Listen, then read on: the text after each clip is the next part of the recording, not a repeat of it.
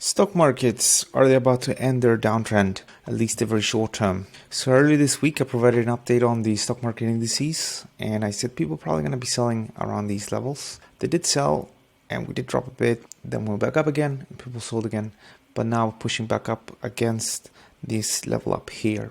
And for the Nasdaq 100, which is what you're looking at right here, we might potentially break that little level and push maybe up to 12,450. Now this might have some implications for cryptocurrencies as well. Bitcoin does remain bearish for now, but it might potentially allow Bitcoin to push a bit higher, potentially trade to 24,000, maybe all the way up to 28,000 at one point. But if you look at the big picture trend, it's still bearish for the Nasdaq 100. We need to break above 13,217 for this to end. As well, we had some comments from Fed officials and also the head of the central bank. And all in all, it looks like they're fully aware that we might have a recession, and they're happy to go ahead with this to tame inflation.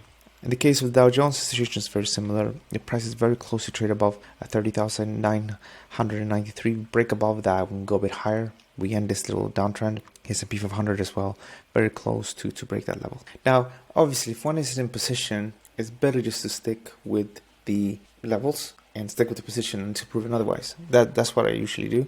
Many times I've been surprised over how strong the trend is, and it's not really over until we actually break these levels. As for next week, let's see what happens. It is a little bit tricky right now. There's not too much movement in the markets. People are on holiday.